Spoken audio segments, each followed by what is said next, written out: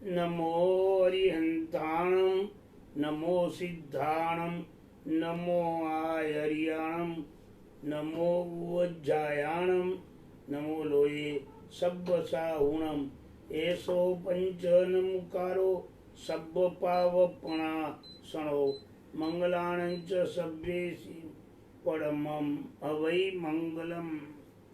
આપણે નવકાર મંત્ર અને પંચેન્દ્રિય સૂત્ર બેના અર્થ પૂરા કર્યા.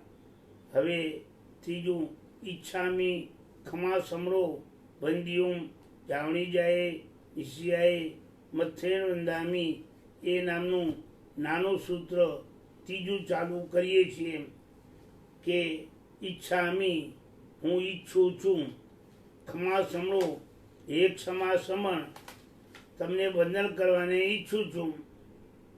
છામી ખમાસનું બંદિયુમ જાણી જાય નિશિયાએ અને વંદન સિવાયના બીજા બધા વ્યવહારો તજી દઈને હું આમાં મારી ઈચ્છા પ્રમાણે જોડાઉં છું.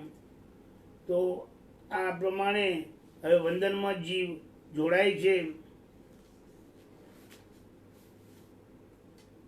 આ સૂત્ર દ્વારા પરમાત્માને અને ગુરુજીને વંદના કરવામાં આવે છે. એક સમાશ્રમ હું આપશ્રીને સંસાર વ્યવહાર ત્યજીને યથાશક્તિ વંદન કરવા ઈચ્છું છું. અહીં ગુરુજીમાં અનેક ગુણો હોવા છતાં ક્ષમાશ્રમણ એ નામના ગુણને પ્રધાન તરીકે ગણાવ્યો છે. ક્ષમાશ્રમણ 10 પ્રકારના યતિ ધર્મો છે, સાધુના ધર્મો. એમાં પણ ક્ષમા ગુણને સૌથી પહેલો ગણાવ્યો છે. કારણ કે નિશ્ચય નહીંથી અધ્યાત્મ દ્રષ્ટિથી પહેલો લોભ તજવા જેવો છે, પરંતુ વ્યવહાર નહીંથી પહેલો ક્રોધ તજવા જેવો છે. ક્રોધ એ બહારથી દેખાતો કસાય છે, લોકોમાં અપ્રીતિ, અવિશ્વાસ અને અરુચિ ઉત્પન્ન કરનારો છે. જેમાં ક્રોધ વ્યાપ્ત હોય છે તે માણસ લોકોથી વિખૂટો પડેલો દૂર ભાગે છે. જેથી પરસ્પર મિલન બંધ થવાથી પરોપકાર કરવાનો યોગ નાશ પામે છે. માટે પરોપકાર કરવામાં સમર્થ આત્મા હોય તો ક્રોધને તિલાંજલિ આપી દુનિયાનો પ્રેમ પ્રાપ્ત કરવો જોઈએ. જો લોકોની સાથે પ્રેમ કેળવેલો હોય તો પરોપકાર કરી શકાય છે. મારે ક્રોધથી થતી ચીડાટ રોકવા માટે ક્રોધનો પ્રતિસ્પર્ધી ક્ષમા ગુણ જીવનમાં અવશ્ય કેળવવો જોઈએ. તેથી વ્યવહાર દ્રષ્ટિએ એટલે કે બાહ્ય દ્રષ્ટિએ સાધુ સંત પુરુષોએ ક્ષમા ગુણ વડે પોતાના જીવનને પવિત્ર બનાવવું જોઈએ. ગુરુજીને વંદન કરવા વધારે એકાગ્રતા, સ્થિરતા, તન્મયતા આવે એટલે સૂત્રમાં નિશિહિયાએ પદ કહ્યું છે. ગુરુવંદન સિવાયના બાકીના તમામ સંસારિક વ્યવહારો ત્યજીને આપણે આ ધર્મક્રિયામાં એકાગ્ર બનીને જોડાવાનું છે અને ગુરુજીને વંદન કરવાનું છે. વળી આ વંદન જઘન્ય, મધ્યમ અને ઉત્કૃષ્ટ એમ 3 પ્રકારનું હોય છે. જઘન્ય એટલે નાનું, મધ્યમ એટલે વચ્ચેટ અને ઉત્કૃષ્ટ એટલે મોટું. તેમાંથી મારા સમય અને સંજોગોને અનુસારે જે શક્ય વંદન છે તે વંદન હું તમને હે પરમાત્મા કરું છું. આ જણાવવા માટે જાવણી જાય આવું પદ લખવામાં આવ્યું છે. મારી શારીરિક જેવી શક્તિ છે એને અનુસારે હું તમને વંદન કરું છું. એમ દેવ ગુરુ ઉપર પરમ ભક્તિ ભાવે વંદનાર્થે આ સૂત્ર બનાવવામાં આવ્યું છે. આ સૂત્રનું બીજું નામ પંચાંગ પ્રણિપાત સૂત્ર એવું પણ નામ છે. એનો અર્થ એ છે કે જ્યારે જ્યારે આ સૂત્ર બોલીએ ત્યારે ગુરુને વંદના કરાય, ત્યારે ત્યારે પાંચે આંગો નમાવી ભૂમિને અડાડીને વંદન કરવું. બે હાથ, બે પગ અને એક મસ્તક, આ પ્રમાણે પાંચેય અંગો ભૂમિ ઉપર સ્પર્શતા હોવાથી એને પંચાંગ પ્રણિપાત એમ પણ કહેવાય છે. હવે ખમાસવાની પછી ચોથું સૂત્ર ઈચ્છકાર સૂત્ર આવ્યું. ઈચ્છકાર ભગવાન એટલે જે ગુરુને આપણે નમસ્કાર કરીએ એને સુખ સાતા પૂછીએ, એમના શરીરના સમાચાર લઈએ અને એમને કોઈ વસ્તુની જરૂર હોય અપેક્ષા તો આપણે એને પૂરી કરીએ. એમના સાધુપણામાં એ વધારે સ્થિર થાય. ઈચ્છકાર સુરાય સુદેવસી સુખતપ શરીર નિરાબાધ સુસંજમ યાત્રા નિર્વો છોજી સ્વામી સાતા છેજી ભાત પાણીનો લાભ દેજોજી. આ ચોથું સૂત્ર છે. આ સૂત્ર ગુરુજીને સુખ સાતા પૂછવા માટેનું છે. ગુરુજી સંસારના સંપૂર્ણપણે ત્યાગી છે, વૈરાગી છે અને શારીરિક સગવડતાઓથી દૂર રહેનારા છે. એટલે આપણા આત્માની અનુયાયી ભક્તવર્ગની એ ફરજ થાય છે કે આપણે આ મહાત્મા પુરુષોની શું ભક્તિ કરીએ. તેમ આ નાનું સૂત્ર ધર્મ સમજાવનાર ઉપકારી ગુરુજીની સુખ સાતા પૂછવા માટે એમને બનાવવામાં આવ્યું છે. હવે પાંચમું સૂત્ર ઈર્યાવયમ સૂત્ર. ઈચ્છા કાર્યેણ સંધિસ ભગવન ઈર્યાવયમ પરિક્રમામી ઈચ્છમ ઈચ્છામી પરિક્રમ્યું એ સૂત્ર આવે છે.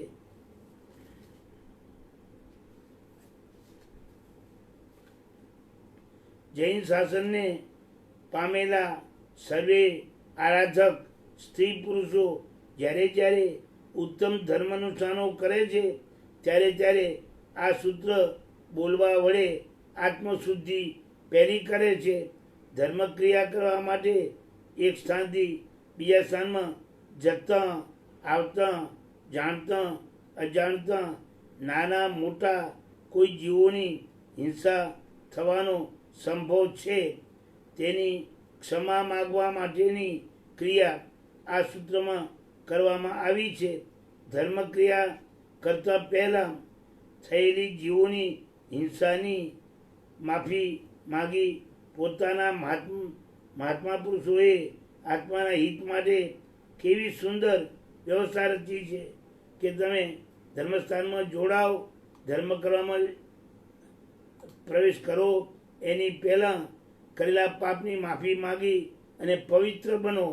પવિત્ર થઈને અહીંયા આવો તો વધારે પવિત્ર થવામાં સગવડતા રહેશે. પ્રથમ ગુરુજી પાસે થયેલા પાપની ક્ષમા માગવા માટેની રજા માગવામાં આવે છે કે હે ભગવાન, આપની રજા આપો તો હું મારાથી થયેલી જીવ હિંસાની પાપ ક્રિયાની ક્ષમા માગવા ઈચ્છું છું. ગુરુજી તરફથી પછી રજા મળે છે. એ કે પરિક્રમે હ એ તમે પ્રતિક્રમણ કરો, માફી માગો. ત્યારબાદ જીવ પોતાનાથી થયેલી આ પાપ ચેષ્ટાને 2-4 પ્રસંગો યાદ કરવા દ્વારા બોલે છે. તેમાં કયા કયા જીવો મરાયા હશે તેઓના નામોનો પણ એમાં ઉલ્લેખ કરે છે. 1 ઇન્દ્રિય, 2 ઇન્દ્રિય વગેરે કેવી રીતે મેં માર્યા હશે એનો પણ એમાં ઉલ્લેખ કરવામાં આવે છે. અભ્યયા વત્યા વગેરે પદોથી એવી અંતરની પસ્તાવાપૂર્વકની પાપની રજૂઆત કરે છે. હે ભગવાન, મેં આવા પાપ કર્યા હોય તો હું એની તમારી પાસે ક્ષમા માગું છું. જેમ આ શરીરમાં રહેલો મારો જીવ મને વાલો છે તેમ તમામ શરીરમાં રહેલા સૌના જીવ સૌને વાલા છે. મારા તુચ્છ સ્વાર્થ ખાતર તેઓની હિંસા મારે કેમ કરાય? કોઈ પણ જીવનું મન મારાથી કેમ દુભાવાય? માટે મારે ક્ષમા માગવી જોઈએ. કોઈ એક મનુષ્ય બીજા મનુષ્યનું ખૂન કરે તો તે ગુનો ગણાય. ખૂન કરનારને પકડવામાં આવે, જેલ અને ફાંસી વગેરેની સજા થાય. કારણ કે જેનું ખૂન થયું છે તે જીવ પણ આ દુનિયામાં સ્વતંત્ર જીવન જીવવા માટે જન્મ્યો હતો. તેનું જીવન ખૂનીએ છીનવી લીધું, તેથી તે ગુનેગાર ગણાય છે. એવી જ રીતે પશુ, પક્ષી, કીડી, મકોડા, ઝાડ, ફૂલ, ફળ આ બધા પ્રાણીઓ પોતપોતાનું સ્વતંત્ર જીવન લઈને જન્મ્યા છે. એમનું જીવન આપણાથી કેમ લૂંટી લેવાય? ફળ ઉપર ઝાડ ઉપરથી ફળ કેમ તોડી લેવાય? ઝાડને કેમ કપાય? એ પણ જીવન જીવવા માટે જન્મ્યો છે. પારકાના જીવનને લૂંટવાનો આ પણ એક ગુનો કેમ ન ગણાય? સરકાર ભલે કદાચ તેને ગુનો ન ગણે, પરંતુ કુદરતની દ્રષ્ટિએ તો આ પણ એક ગુનો જ બને છે. માટે આત્મા કર્મોથી ભારે થાય છે. તેથી આવા મહાપાપોથી સદાકાળ દૂર રહેવું જોઈએ. માંસાહાર, અભક્ષ્ય, અનંતકાળ પદાર્થો જીવનભર ત્યજી દેવા જોઈએ. ભલે એમાં જીવો એકીંદી છે, પણ આપણે એની હિંસા કેમ કરાય? વિના કારણે એની હિંસા કરવી તે આપણા માટે અનુચિત છે. એટલે આપણે ક્ષમા માગવી જોઈએ અને હિંસા ન કરવી જોઈએ. આ સૂત્ર પ્રાકૃત ભાષામાં છે. તેમાં આવેલા પારિભાષિક શબ્દોના અર્થો પણ જાણવા જેવા છે. તે શબ્દોના અર્થો આ પ્રમાણે છે: ભગવાન, ઈચ્છા કારેણ, ઈચ્છાપૂર્વક.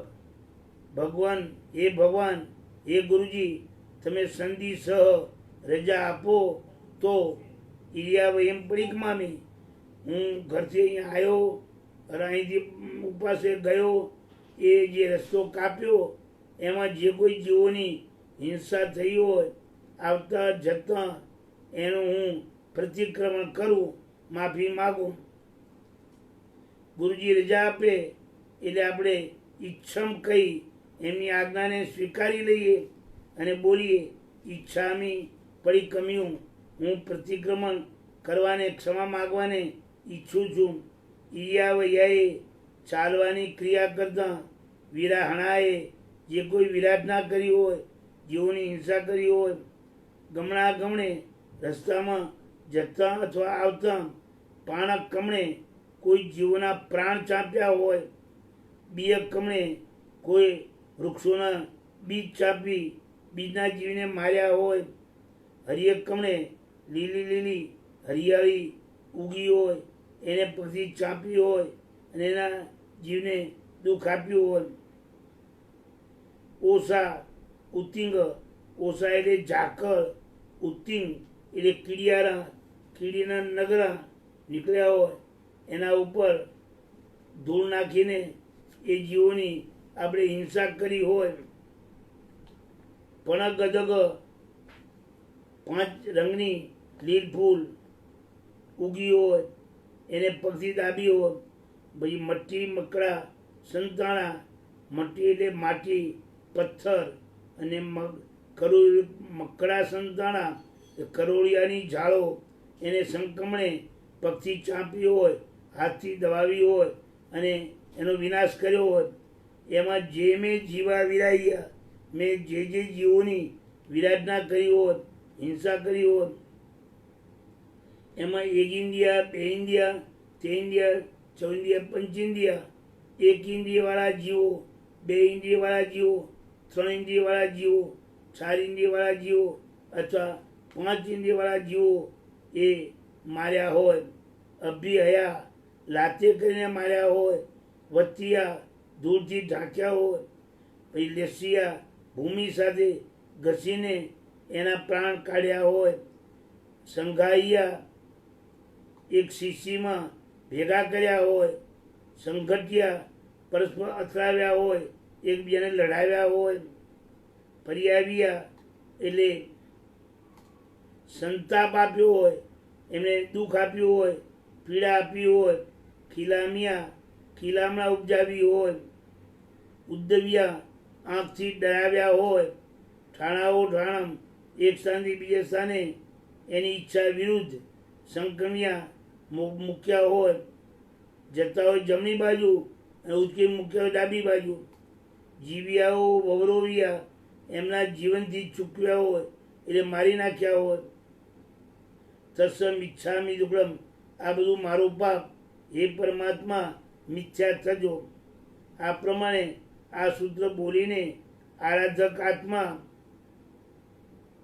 પોતાનાથી રસ્તામાં થયેલી નાની મોટી જીવ હિંસા એની ક્ષમા યાચના કરવા દ્વારા પોતાના આત્માની નિર્મળતા કરવા ઈચ્છે છે.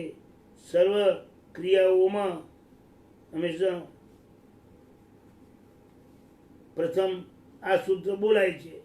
કોઈ પણ ધર્મક્રિયા કરવી હોય તો પહેલો એમ કરવા પડે કે ઘરથી ઉપાશ્રય આવ્યા, ઉપાશ્રયમાં બે દાદરા એક દાદરો ચડ્યા, એમાં કોઈ નાના મોટા જીવની હિંસા થઈ હોય તો એની ક્ષમા યાચના કરવી, કોઈ જીવ મરી ન જાય એનું ધ્યાન રાખવું, આ વાત પહેલી હોવી જરૂરી છે.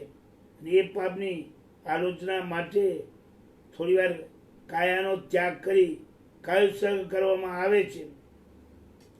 એ કાયોત્સર્ગ કરતા પહેલા તત્સૌત્રી અને અનર્થ બે સૂત્ર બોલવામાં આવે છે. એમાં એવું છે કે કાયાને ચેષ્ટા છોડી સ્થિર થવાનું છે અને સ્થિર થઈ પરમાત્માના ગુણનું સ્મરણ કરવાનું છે. આપણે પાપ કર્યું છે તો પાપની આલોચના માટે આપણે પરમાત્માના ગુણોનો ગાઈએ અને સ્તુતિ કરીએ, આપણા પાપને આપણે નિંદીએ તો આપણું પાપ હળવું થાય. એટલે કાયાને સ્થિર કરવાની છે. એટલે સ્થિર કરતાં પહેલાં કાયા જે કારણે ચલિત થાય છે એને છૂટ લેવાની છે. એ છૂટને શાસ્ત્રમાં આગાર કહેવાય છે. જેમ દાખલા તરીકે ગમે એવો કૌશક કર્યો હોય તો એ શ્વાસ લેવો પડે, મૂકવો પડે, એમાં ફેફસા ફૂલે ને બેસે, એવી છૂટ અહીં લઈ લેવામાં આવે છે.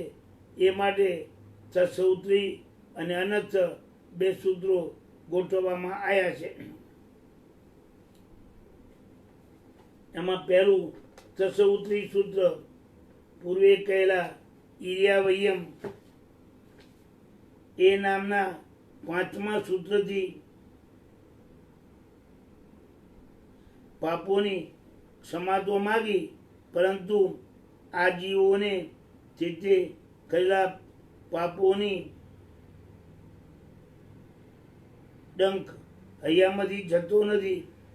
એ જીવને એમ થાય છે કે મારી જીવ હિંસા મેં કરી છે તો હવે મારે શું કરવું. એટલે તે જીવને ફરી ફરી આવા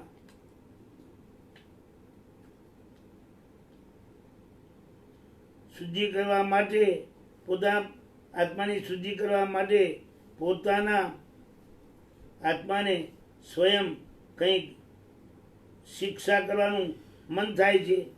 જો આ જીવને કંઈ પણ હું શિક્ષા મારા જીવને નહીં કરું તો આ જીવ ફરી પણ આવી હિંસા કરશે. તેથી તે પાછો પાપોથી બંધાશે. એ પાપોની વધારે શુદ્ધિ કરવા, કરેલા પાપોનું પ્રાયશ્ચિત કરવા અને આત્માની નિર્મળતા કરવા આ જીવને શલ્ય વિનાનો એટલે પાપ વિનાનો કરવા માટે કરેલા પાપોનું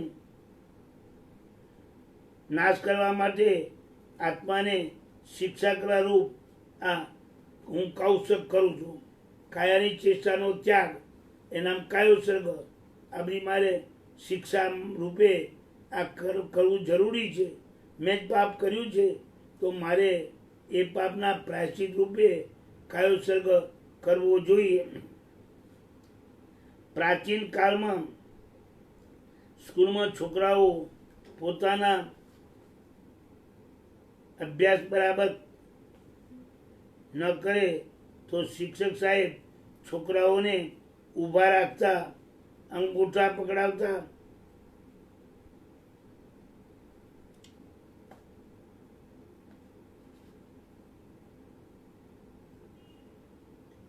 આંકણીથી થોડો માર મારતા,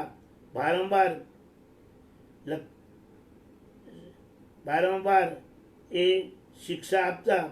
આવી શિક્ષાઓથી જીવ બેદરકાર ન રહે. આ રીતે કાયોસર્ગ એ પણ એક જાતની જીવ હિંસાના ઉપર દંડરૂપ સ્વરૂપ છે. આથી આવી શિક્ષાથી આત્માને કરેલા પાપનું એક તો પ્રાયશ્ચિત થાય, પસ્તાવો થાય અને આત્મા નિર્મળ બને અને શલ્યરહિત બને. માટે સ્વયં પોતાને આ બધી શિક્ષા આપે છે. કાઉસર્ગ એ શિક્ષાત્મક કાર્ય છે. કાઉસર્ગ આ શબ્દ પ્રાકૃત છે. કાયોત્સર્ગ આ શબ્દ સંસ્કૃત છે.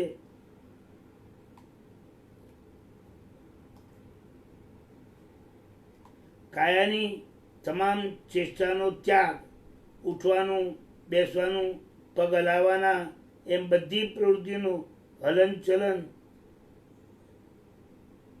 બંધ કરવા, અટકાવવા એને કાયોસર્ગ કહેવાય છે.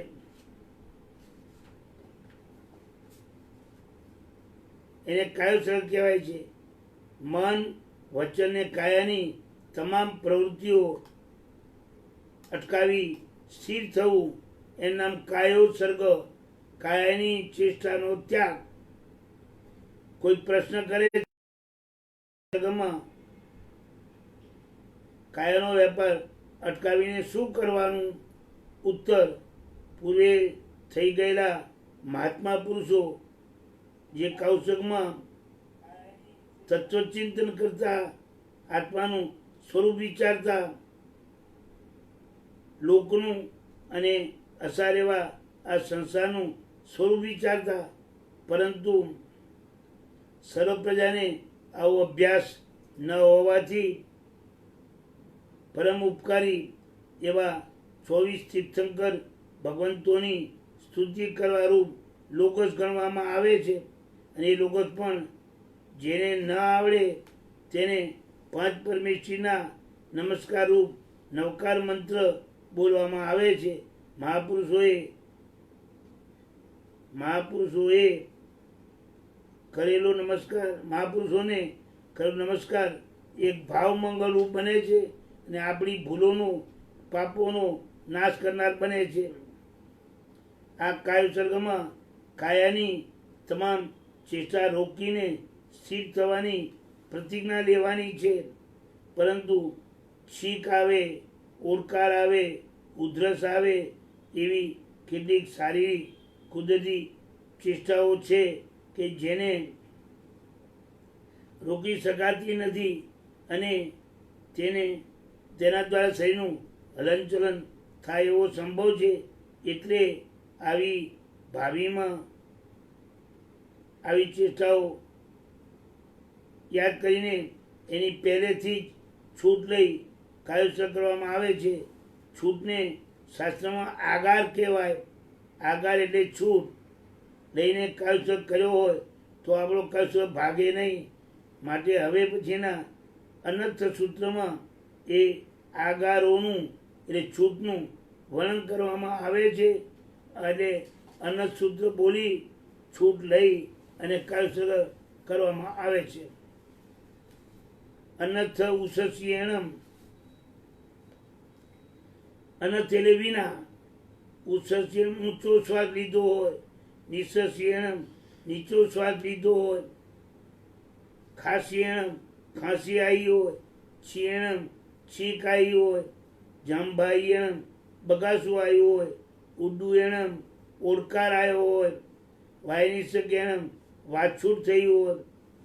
પિત્તમૂર્છાએ પિત્તથી મૂર્છા થઈ હોય, સૌમ્યમ અંગ સંચારી સૂક્ષ્મ એવું અંગ ચાલ્યું હોય, સૂક્ષ્મ એવું ખેલથૂક ચાલ્યું હોય, ને સૌમ્યમ દીક્ષ સંચારી સૂક્ષ્મ એવી દ્રષ્ટિ ચાલી હોય, એમ કુલ આ 12 આગાર છે. આગાર એમ આ બધા આગારો વડે અભગ્ગો મારો કૌશલ અભગ્ન હોજો, અવિરાધિત હોજો, જાવરિયંતાણમ ભગવંતાણમ જ્યાં સુધી હરિન ભગવંતોને નમસ્કાર કરીને હું કૌશક પાળું નહીં ત્યાં સુધી મારો આ કૌશક અભગ્ન રહેજો અને મૌન રહીશ.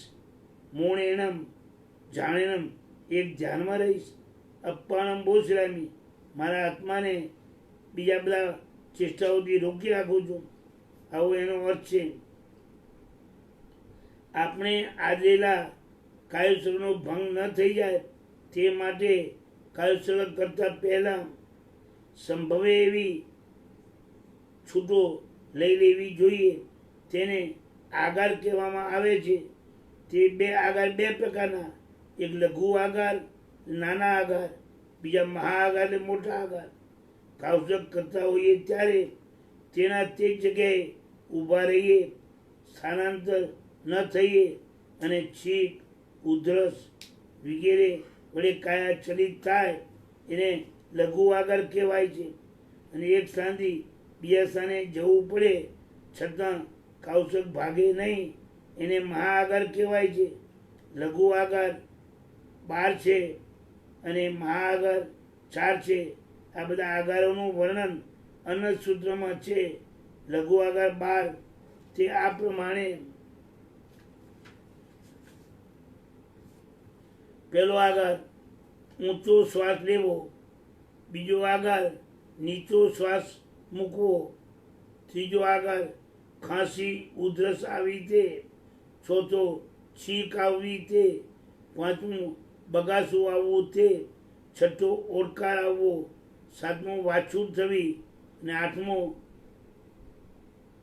ચક્કર આવવા, નવમો પિત્તાદિથી મૂર્છા આવવી, દસમો સૂક્ષ્મ અંગ ચાલવું, આંખની પાંપણ ચાલવી, 11મું સૂક્ષ્મ થૂક વગેરે મોઢામાં ચાલવું અને 12મું સૂક્ષ્મ એવી દ્રષ્ટિ ચાલવી. આ 12 સૌમ્યમ દીક્ષિત ચાલે ત્યાં સુધીના 12 આગાર છે. આ 12 આગારોને લઘુ આગાર કહેવાય છે. એકના એક સ્થાને ઊભા ઊભા આવી ભૂલો થઈ હોય તો આપણે ક્ષમા માગી લઈએ, એ લઘુ આગાર કહેવાય છે. કૌશક શરૂ કર્યા પછી આવી 12 પ્રકારની શરીરની ચેષ્ટા કદાચ થઈ જાય તો પણ આપણો કરેલો કૌશક ભાગતો નથી, કારણ કે આ સૂત્ર બોલવા વડે પહેલેથી જ આપણે એની છૂટ લીધેલી છે. મહાઆગાર 4 કયા કયા અને આ સૂત્રમાં એ ક્યાં લખ્યા છે? તો મહાઆગાર એટલે સ્થાનાંતર થવું પડે. જ્યાં કૌશક કરીએ છીએ એ જગ્યાએ છોડીને બીજી જગ્યાએ જઈએ તો એ કૌશક ભાગે નહીં. જે જગ્યાએ આપણે કૌશકમાં ઊભા હોઈએ ત્યાં જીવોની ઘણી હિંસા થતી હોય, કતલખાનું હોય અથવા ઉંદર બિલાડીની દોડાદોડી હોય, એક જીવ બીજા જીવને ગળી જતો હોય, મારી નાખતો હોય, દેખી શકાય પણ નહીં અને રોકી શકાય પણ નહીં, તેમ રોકી શકાય પણ ના હોય ત્યારે આપણે સ્થાનાંતર થઈ જવું, એ દૃશ્ય જોવું નહીં, એને પણ આગાર કહેવાય છે. બીજો આગાર જ્યાં કૌશક કર્યો હોય ત્યાં આગ લાગે, પાણીનું પૂર આવે, મકાન પડી જાય એમ હોય ઇત્યાદિ કારણોથી જગ્યા બદલવી પડે, એ બીજો આગાર. ત્રીજો વાઘ, સિંહ, સાપ, વરુ, વીંછી વગેરે પ્રાણઘાતક પ્રાણીઓનો ઉપદ્રવ થાય એના કારણે સ્થાન બદલવું પડે, તો પણ આપણો કૌશક ભાગે નહીં. અને ચોથું, જ્યાં કૌશક કર્યો હોય તે મકાન રાજા અથવા રાજપુરુષો અથવા મકાન માલિક વગેરે સત્તાધીશો ખાલી કરાવે, તેના કારણે સ્થાનાંતર થવું પડે, તો આ 4 મહાઆગાર એ કહેવાય છે. અનર્થ સૂત્રમાં એવમાઈએ હિમ એ ઉપજ છે, એમાં આદિ શબ્દ છે. એ આદિ શબ્દથી વગેરેથી આ 4 આગરો આપસમાં લેવાના છે. વગેરે અર્થ કરવો તે શબ્દથી બાકીના ઉપર ગયેલા 4 આગારો સમજી લેવા. કદાચ કૌશકમાં 12 ને 4 16 આગારો સેવાઈ જાય તો પણ આપણો કૌશક આદરેલો એ ભાગતો નથી. પરંતુ આ છૂટ સિવાય કૌશકમાં કોઈ પણ જાતનું હલન ચલન બોલવાનું કહી શકાતું નથી. કેમ કે આપણે કાયાનો સાવ ત્યાગ કર્યો છે, કાયાની ચેષ્ટાનો. એટલે કાયાને હલાવવાની નથી. જો હલનચલન કરીએ તો કૌશક ભાગી જાય. જ્યાં સુધી અહીં ભગવંતોને નમસ્કાર કરીને હું કૌશક પાળું નહીં, ત્યાં સુધી હું કૌશક કરું છું. અને પ્રતિજ્ઞા કરેલી હોવાથી જ્યારે કૌશક પૂર્ણ ગણાઈ જાય ત્યારે કંઈક ઊંચા અવાજે નમો અરિહંતાણમ એવું બોલવું જોઈએ. તે બોલ્યા પછી જ શરીરનું હલનચલન કરી શકાય. આ કારણથી કૌશકમાં પગ હલાવવાનું, ખરજ ખણવાનું, ઊંચા નીચા થવાનું, બીજા કોઈ જીવની સ્તુતિ આદિ બોલતો હોય ત્યારે ભૂલો કાઢવી વગેરે પ્રક્રિયામાં આપણી પ્રતિજ્ઞા તૂટી જાય છે. મારે કાયાને જરા પણ હલાવાય નહીં, મૌન પણ જ રાખવાની છે અને ધ્યાનમાં ઊભી રાખવાની છે. તેથી લીધેલી છૂટો સિવાય જો કાયાને હલાવીએ તો આપણો પ્રતિજ્ઞા ભંગ થાય, એને દોષ કહેવાય. એવા 19 દોષો કૌશકમાં આવે છે. એ તજવા જેવા, જે આદરવા જેવા નથી. કૌશકમાં 19 દોષો. પહેલો ઘોટક દોષ. ઘોડાની જેમ એક પગ ઊંચો રાખો અને એક પગ વાંકો રાખો, એને ઘોટક દોષ કહેવાય. બીજો લત્તા દોષ. જેમ વીરડી પવનથી હાલે એમ કૌશકમાં શરીરને આમ તેમ હલાયા કરીએ. ત્રીજો સ્તંભ દોષ. કૌશકમાં થાંભલાનું અથવા દિવાલનું ઓઠીકણ લઈ અને ઊભા રહેવું અને બેસવું. ચોથો માલ દોષ. ઊભા હોઈએ અને આપણા માથા ઉપર કોઈ મેળી આવતી હોય, માળ આવતો હોય તો એને મસ્તક ટેકાઈ રાખવો, ઉપરના માળનો આધાર લેવો, એ પણ દોષ. પાંચમો બુદ્ધિ દોષ. ગાડાની ઊંધની પેઠે પગના અંગૂઠા પાણી મેળવીને ઊભા રહેવું, એક પગ ઉપર બીજો પગ. છઠ્ઠો સબરી દોષ. નગ્ન ભીલડીની પેઠે ગુહ્ય સ્થાને હાથ લગાવવો, વારે વારે ગુહ્ય સ્થાને સ્પર્શ કરવો. સાતમો નિગળ દોષ. બેડીમાં નખાયેલા પગનો જેમ બંને પગો ઘણા પોળા રાખવા, બીભત્સ લાગે એવો, એ નિગળ દોષ. આઠમો ખલીન દોષ. ઘોડાના ચોકડાની જેમ ચરવડો અથવા રજોહરણ જે હોય એને આગળ આમ દેખાય એમ રાખવું, એ ખલીન દોષ. વધુ દોષ. નવી પણેલી વહુની જેમ માથું એકદમ નીચે રાખવું, એ વધુ દોષ. દસમો લંબુત્તર દોષ. નાભીથી ઉપર અને ઢીંચણથી નીચે વધારે લાંબુ વસ્ત્ર પહેરવું, એ લંબુત્તર દોષ. 11મો સ્તન દોષ. ડાંસ મચ્છરના ભયથી અથવા તો લજ્જાથી, અજ્ઞાનતાથી સ્ત્રીની પેટે હૃદયને વસ્ત્રથી છાતીના ભાગને ઢાંકી રાખો એ સ્તન દોષ. 12મો સંયતિ દોષ. ઠંડી આદિના ભયથી સાધુજીની જેમ બંને ખભા અને સમગ્ર શરીર લજ્જાથી વસ્ત્રથી ઢાંકી રાખો. 13મો ભ્રમિતાંગુલી દોષ. નવકાર ગણવા માટે તથા કૌશકની સંખ્યા ગણવા માટે આંગળીના વેઢાનું આલંબન લેવું અને આંખના પાંપણ ચાલુ રાખવા એ ભ્રમિતાંગુલી દોષ. 14મો વાયસ દોષ. વાયસ એટલે કાગડો. કાગડાની પેઠે ડોક હલાયા કરવી. કપિત. 15મો કપિત દોષ. પહેરેલા વસ્ત્રો પરસેવાથી મલિન થશે એમ સમજીને છુપાવી રાખવા. શિરકંપ. 16મો શિરકંપ દોષ. ભૂત વળગેલું હોય એની જેમ કાઉસકમાં માથું ધૂણાયા કરવું, ઘણું હલાવવું. 17મો મુખ દોષ. મૂંગાની પેરે કાઉસકમાં હું કર્યા કરવું. 18મો મદિરા દોષ.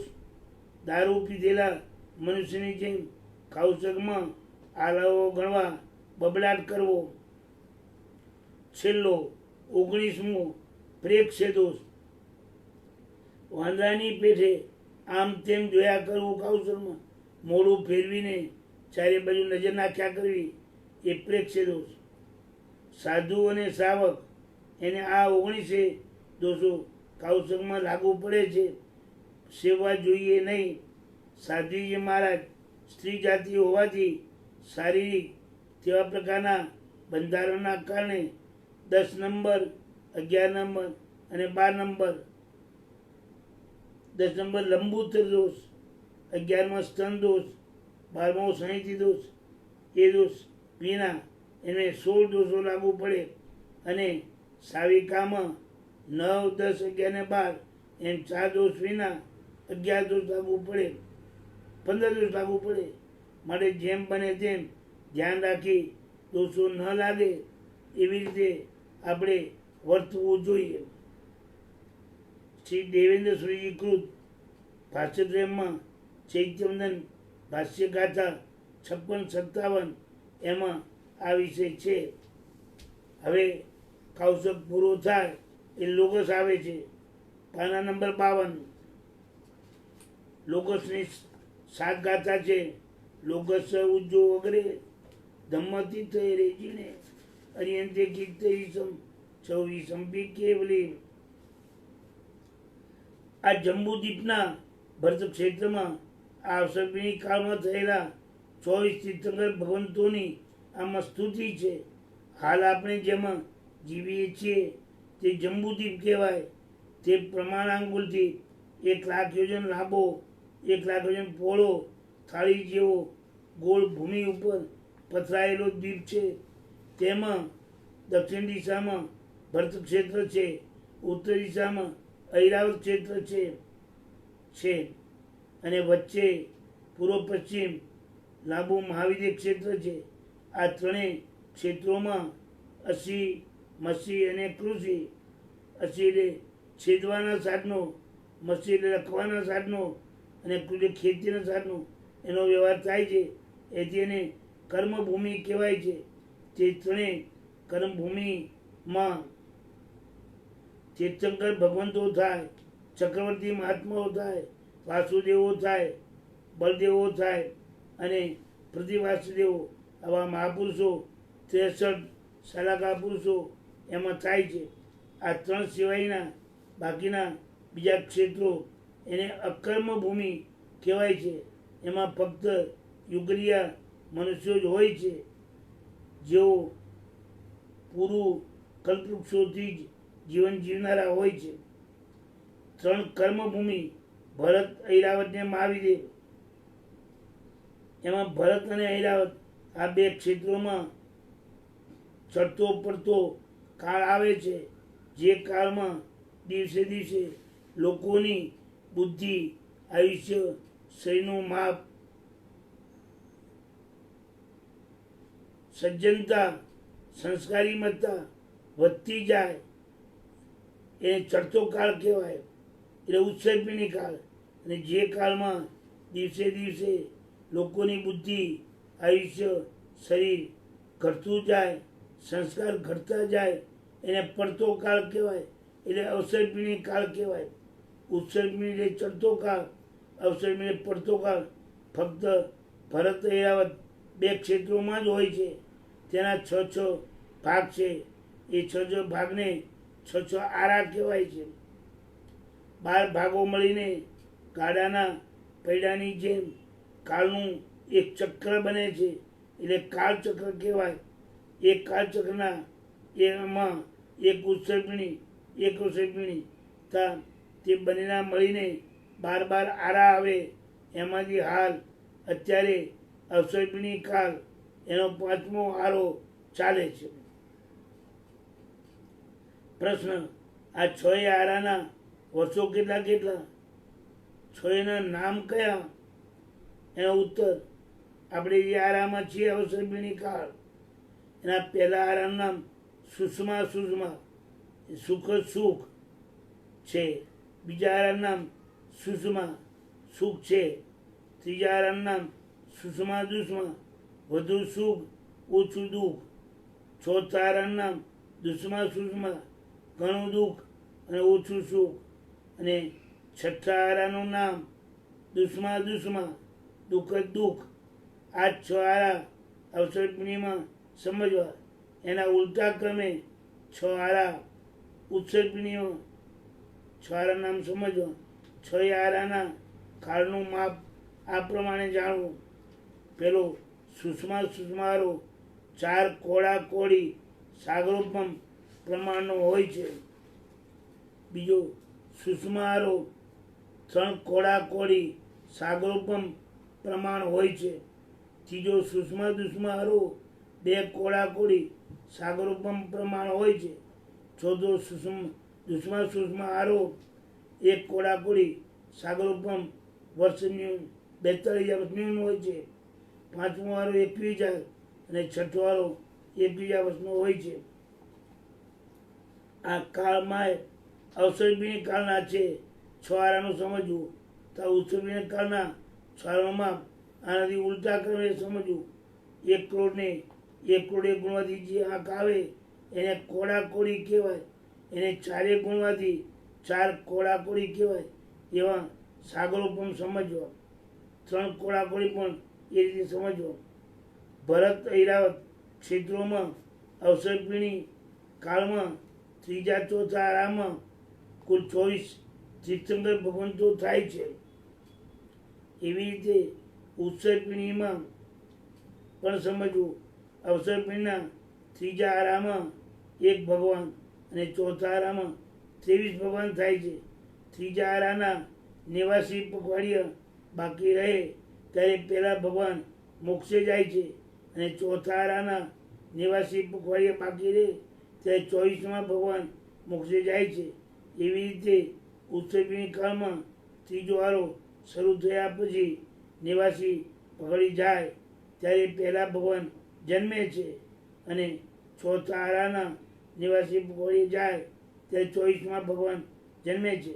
એમ કુલ 24 ભગવંતો થાય છે. આ સૂત્રમાં હાલની અવસર્પિણીમાં જે ઋષભદેવથી મહાવીર સ્વામી સુધીના 24 તીર્થંકર ભગવંતો થયા એમને નમસ્કાર કરવામાં આવ્યા છે. 24 તીર્થંકર ભગવંતોની સ્તુતિ કરેલી છે. માટે આ લોગોસનું બીજું નામ 24 અર્થો 24 તીર્થંકર ભગવાનની સ્તુતિ. પ્રથમ દેવ પ્રભુ ત્રીજાના છેડે થયા અને અજીતનાથ ભગવાનથી માંડીને 24માં મહાવીર સ્વામી સુના તીર્થંકર ભગવંતો ચોથા આરામાં થયા. તે 24 ભગવંતોની આ સ્તુતિ પ્રાર્થના વંદના કરવામાં આવી છે. એવી જ રીતે આવતી 24માં પણ ઉત્સર્પિણીમાં ત્રીજા આરામાં પદ્મનાભ વગેરે 23 ભગવંતો થશે અને ચોથા આરામાં 24માં ભગવાન થશે. પહેલી ગાથામાં 24 ભગવંતોના વિશેષણ છે કે ભગવાન કેવા લોકસ્ય ઉચ્ચો અગ્રે લોકને ઉદ્યોત કરનારા, પ્રકાશ કરનારા, ધર્મતીરને થાપનારા, રાગ દેશને જીતનારા, 24 ખેલનાની હરિન ભગવંતોની નામ લેવા પૂર્વક હું સ્તુતિ કરું છું. બીજી, ત્રીજી, ચોથી આ 3 ગાથામાં 24 ભગવંતોના નામ છે. ઋષભદેવ, અજીતનાથ, સંભવનાથ, અભિનંદન સ્વામી, સુમતીનાથ, પદ્મપ્રભુ, સુવિધિનાથ, ચંદ્રપ્રભુ, સુપાસનાથ, ચંદ્રપ્રભુ, સુવિધિનાથ, શીતળનાથ, સિંહનાથ, વાસુપૂજ્ય સ્વામી, વિમળનાથ, અનંતનાથ, ધર્મનાથ, શાંતિનાથ, કુંતુનાથ, અરનાથ, મલ્લીનાથ, મુનીશ્વર સ્વામી, નમીનાથ, નેમિનાથ, પાર્થનાથ અને મહાવીર સ્વામી. એમાં 9માં સુવિધિનાથ છે. એમનું બીજું નામ પુષ્પદન પણ છે. ફૂલની કળી જેવા જેમના દાંત હતા એટલે આવું નામ રાખવામાં આવ્યું હતું. 5, 6 અને 7 એમ છેલ્લી 3 ગાથામાં આ 24 ભગવંતોની સ્તુતિ કરેલી છે.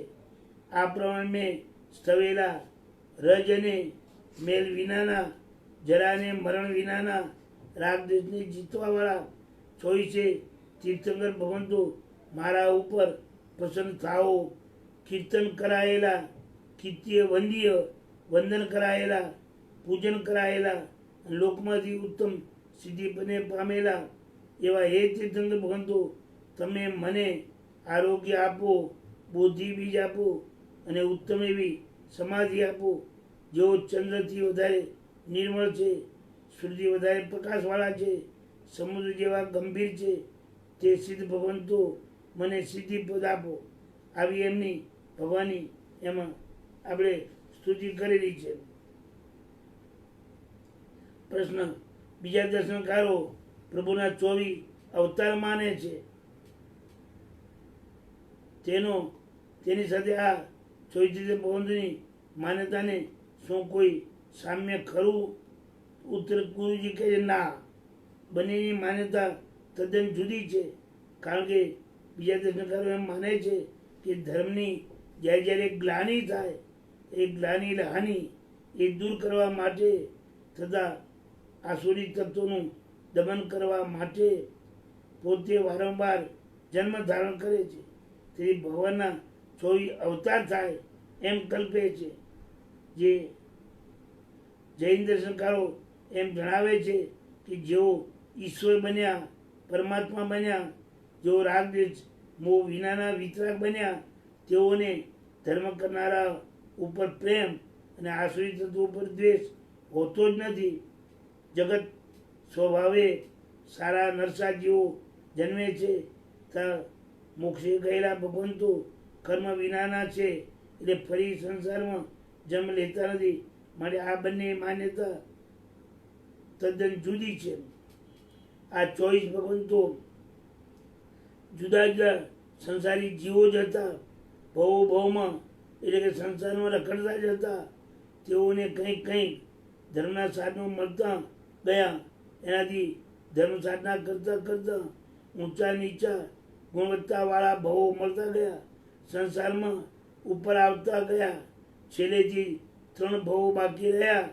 ત્યારે આ મનુષ્યમાં વધુમાં વધુ તપ સંયમ પાળી એવી ઊંચી ભાવના ભાવી કે એવી મારી શક્તિ ક્યારે આવે કે હું સર્વ જીવોને ધર્મના રસિક બનાવું, બધાને ધર્મી બનાવું, સર્વે જીવોને સંસારમાંથી તારું.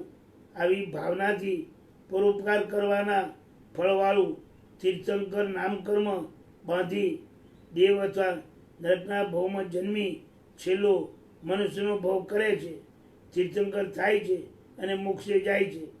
જે કોઈ સંસારી આત્મા આવી ઊંચી ધર્માચરણા કરે, ઊંચી ભાવના ભાવે, તે તીર્થંક થઈ શકે છે અને તે સંસારમાં ફરતા જીવોમાંથી થાય છે. પરમાત્મા થયેલા આત્મા ફરી મોક્ષમાંથી સંસારમાં ક્યારેય આવતા નથી. સંસારમાંથી જ કોઈ જીવ આવા પવિત્ર વિચારો દ્વારા તીર્થંકર બને છે. પ્રશ્ન: દરેક 24માં 24 જ તીર્થંકરો કેમ થાય? 24 સિવાય બીજાઓએ આવી ધર્મારાધના કરી હોય અને પરોપકારની આવી ઉમદા ભાવના ભાવી હોય તો તેઓ શું તીર્થંકર ન થાય? એનો ઉત્તર, આવું મહાન પુણ્ય ઉપાર્જન કરનારા અને આખા જગતને તારવાની વિશાળ કરુણાવાળા જીવો બહુ ઓછા જ હોય છે. ભરત ઐરાવત એમ 2 ક્ષેત્રમાં 24 જ થાય એવો નિયમ છે, પરંતુ 24થી વધારે જીવો જો આવું પુણ્ય ઉપાર્જન કરે તો મહાવીર ક્ષેત્રમાં તીર્થંકર બની શકે છે. ત્યાં 24નો નિયમ નથી. સદાકાળ તીર્થંકર ભગવંતો ત્યાં હોય જ છે. વળી ભરત ઐરાવત ક્ષેત્રમાં ચડતો પડતો કાળ આવે છે. પ્રથમના 2 અને છેલ્લા 2 એમ 4 આરા તો મોક્ષ વિનાના જ હોય છે. ફક્ત ત્રીજા ચોથા આરામાં જ તીર્થંકરો થાય છે, માટે અલ્પસંખ્યા છે. બાકી કેટલાક આચાર્યો એવી પણ યુક્તિ જણાવે છે કે ત્રીજા ચોથા આરામાં ફક્ત 24 વખત જ ઉચ્ચ પ્રકારના ગ્રહો નક્ષત્રનો યોગ આવે છે, માટે 24 જ તીર્થંકર ભગવંતો થાય છે. કદાચ આ યુક્તિ સત્ય પણ હોય તો તે વિશેના જ્ઞાની મહાત્માઓ જાણે. આ પ્રમાણે આપણે લોકશ્રુતિના અર્થ અત્યારે સમજાયા છે. હવે કરીમી ભંતે સામય વૈજુતો યથાસૂચના અર્થ આવતીકાલે આપણે સમજાવશું. હવે આપણે આ વિષય પૂરો કરીએ. લોકશ્રુતિ અર્થ કીધા, કરીમી ભંતેથી બાકી. સર્વમંગલ માંગલ્યમ સર્વ કલ્યાણ કારણમ પ્રધાનમ સર્વધર્માણામ જૈનમ જયતિ શાસનમ.